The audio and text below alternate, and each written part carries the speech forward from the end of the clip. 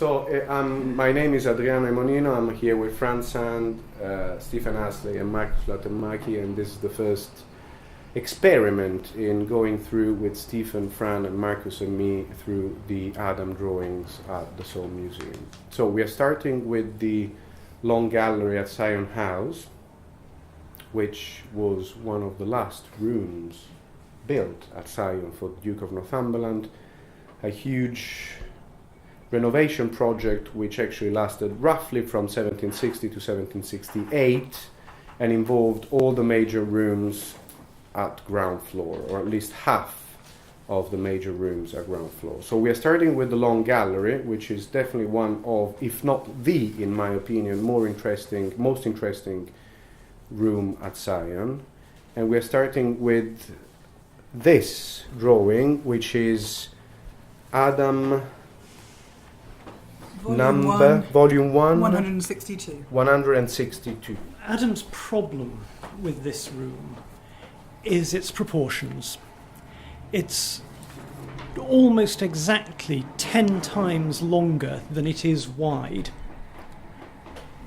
The height is fixed because I think my lord had just finished work upstairs. Yes, definitely. So the height could not be altered. So Adam is presented with this long, low, narrow space. Now this presents challenges. It's never going to be seen from halfway down. Your only viewpoint in that room is looking along it. So Adam has to articulate this incredibly long space, all the windows down one side and the chimney pieces down the other side. And he's experimenting in this drawing with different ways of articulating that space. There are three wall treatments here. At the top is the elevation of the inner wall containing the chimney pieces and doors. Mm-hmm. And Adam experiments with tripartite bookcases in between the chimneys and window pieces. But he also experiments with a series of almost semicircular arches, 5 of them, running along, one above each chimney piece, one above the doors. This was obviously rejected in favour of the tripartite pattern that was eventually adopted.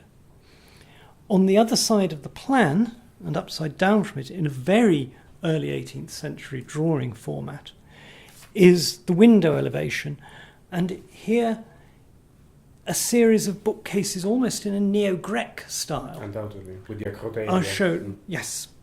And that's incredibly unusual for Adam at this date.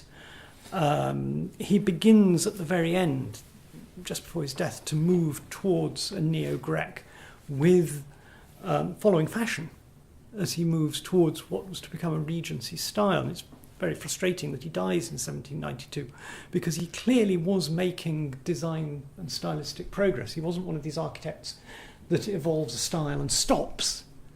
He's actually changing to keep up with taste, which is a very interesting thing. But there's almost no neo-Grec up to this point, but it shows you how regular the window punctuations are in this wall. And then there's a bay in the centre projecting out into the garden beyond. On the plan is drawn partly in Adam's hand, patterns for the ceiling, a proposal for the ceiling, because that too makes a tremendous effect as you stand in the room and look along it. And how the wall articulation and the ceiling and the carpet work together is absolutely crucial to the success of this space. Mm-hmm. And what about this, you say partially from Adam's own hand? You can see on the drawing, one can see drawing in ink and then on pencil, both on the walls and on the ceiling. Mm-hmm. So what was the process? This is how the office worked. At the bottom of the office were people officially called linesmen, late teenagers. occasionally they were referred to in Adam's letters as drudges, and in one or two of his letters he refers to them as dogs. Often he refers to them as myrmidons. He's incredibly rude about them. And they are there to draw the plans and elevations out to scale. And then Adam could draw on them even just a few bays, or he could experiment, as you see on the inner wall elevation. So in this case, and then hand it back to the office, who would then draw it on. Then above them were slightly more expensive people who would do the twiddly bits. Above them were some slightly more expensive people who would do the colours. And if you look at the bills for Scottish clients, it always says extra for drawings coloured in London. And then you'd find very few people at the top who were semi-freelancers, people like Zuki, who were paid an annual retainer in order to work both within the office and without the office. But this is a drawing that's part of the design process. So this is a drawing partly by the office and partly in Adam's hand. And you can see pencil alterations and thoughts and ideas moving towards what we know was eventually executed.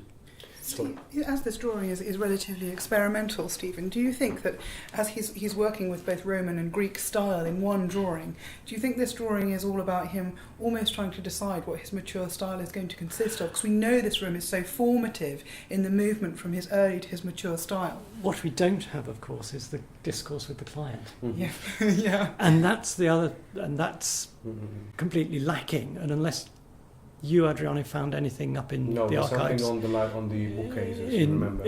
Yes, but there is no great discussion of do we do this Neo-Greek or do we do this in some other form. Because Syon House is a sort of collection of architectural Roman typologies, right? So you could say that the big hall is like the frigidarium of a Roman bath or the hall of a basilica. Then you have the vestibule, which is a triumphal arch. The dining room is again basically with two apses, a basilica. You reach the long gallery, and this is, from my point of view, is the most interesting aspect. And clearly they decided to transform it into a Roman columbarium. So, of course, the way I approach this room is to try to understand the antiquarian sources that could justify a new Roman typology within the house as a collection of different Roman typologies with completely different elevations, completely different plan, completely different materials and color to justify the picturesque and the movement in the Adam houses. So he experiments with these massive arches, which actually, of course, come from some antiquarian publications of the late 17th century and early 18th century, especially the Sepulchre of the Nasoni, of Bellori and Bartoli. The whole house is an homage and a triumph of Bellori and Bartoli publication, which were conveniently located in this room, in the library of Syon House, so that the Duke could actually show to the guests the sources of the decoration. So the room contains its own printed sources. Which is amazing. So if we go back to the drawing, right, so we have at the beginning, in pen, you see that actually he's putting a huge arch above the doors and the chimney pieces, right, which were there originally, right, I think, in the 17th century. This is the problem that I was going to come on to. Yeah. In that, although we have more drawings surviving by Adam than any other contemporary practice, or indeed practice historic to Adam, the 9,000 or so, 10,000 drawings that do survive are only a tiny fraction of what must have been executed. Of course. And what increasingly bothers me is trying to come to conclusions based on what I see more and more as extremely partial evidence. This is just a fragment. So what drawings were there that led up to this and this change of mind? So why do you think that the vast majority are gone? Oh, well, they were edited several times. There was a problem with the Scottish office, especially, where we know that the office got damp, we know that there was a lot of pilfering. The practice collapsed very suddenly on James's death. All the young men who worked there had to get other jobs, So they all grabbed piles of drawings to show that they worked on that, and because they had to go on and take other things.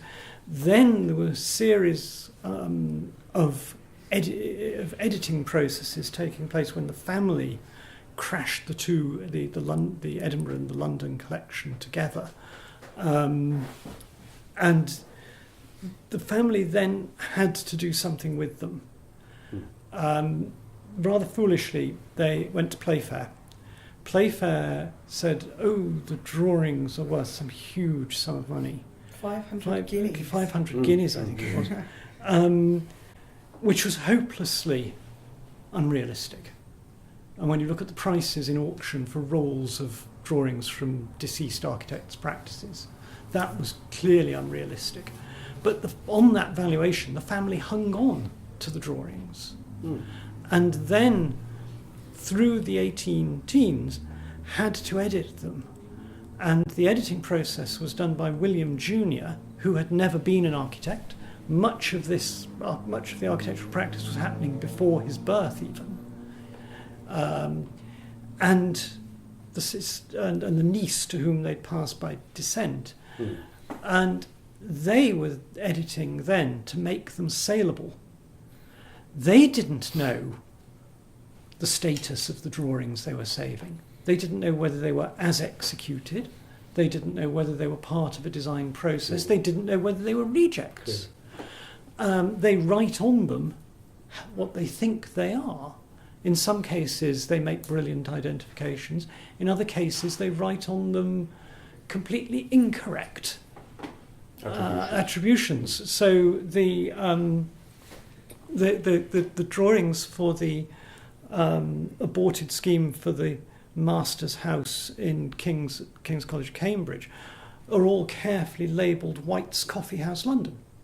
So they get the city wrong, the project wrong, the decade wrong, the client wrong, completely and utterly wrong, which is part of the fun that Fran has when you can't believe what is written on the drawings.